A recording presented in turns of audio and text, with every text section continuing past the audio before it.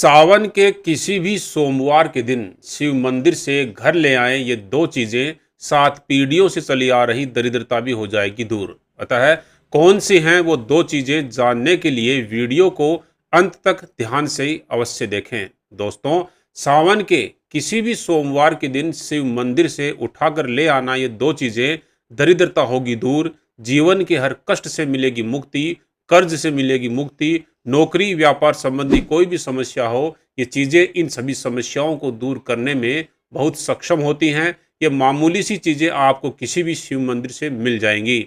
शिव महापुराण में भी इन चीज़ों का वर्णन मिलता है। ये चीज़ें बहुत ही पवित्र और उत्तम फल प्रदान करने वाली हैं। आपको बस करना ये है कि किसी भी सावन सोमवार के दिन शिव मंदिर जाना है और वहाँ से इन तीनों में से कोई भी दो चीज़ें उठाकर लानी है।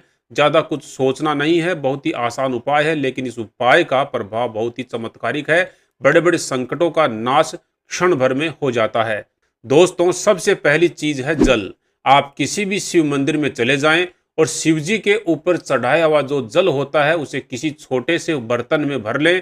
इस जल को माँ गंगा के समान पवित्र माना जाता है। इस जल के प्रयोग से आप अपने जीवन की हर समस्या का अंत कर सकते हैं। इस जल को आप घर ले आएं और उसे अपने घर में उत्तर दिशा में रख दें। फिर इस जल का पानी थोड़ा थोड़ा किचन में, आपकी तिजोरी पर और जिस स्थान पर आप सोते हैं उस स्थान पर ओम नमः शिवाय का जाप करते हुए छिड़क दें। इससे घर में जो भी नकारात्मक शक्ति है अथवा ऊर्जा है वह उसी क्षण नष्ट हो जाती है। यह जल जितने दिन तक आपके घर में रहेगा आपका कोई कुछ बिगाड़ नहीं पाएगा। इस जल में बहुत शक्ति होती है, इसे आप पूरी तरह से बंद करके भी अपने घर में रख सकते हैं। दूसरी चीज आपको लेकर आनी है वो है मिट्टी।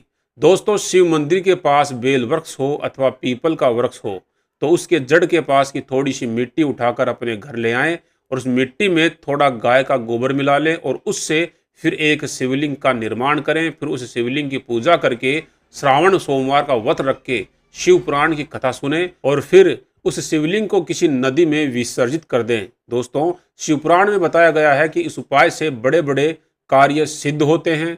आपकी जो भी समस्या है वह भी पूरी तरह से समाप्त हो जाएगी। तीसरी चीज है दीपक।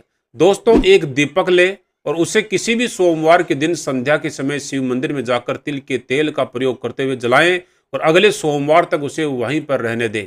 चाहे तो आप उस पर एक निशान बना सकते हैं ताकि आपका दिया पहचान में आ जाए। फिर 1 हफ्ते तक उस दिए को उस स्थान पर रहने दें और अगले सोमवार को दिए को उठाकर अपने घर में लेकर आना है। और जब भी आपके जीवन में कोई भी मुश्किल परिस्थिति आए तो उस दिए को भगवान शिव के सामने जलाना है। इससे शिव जी की कृपा आपको अवश्य ही प्राप्त होती है।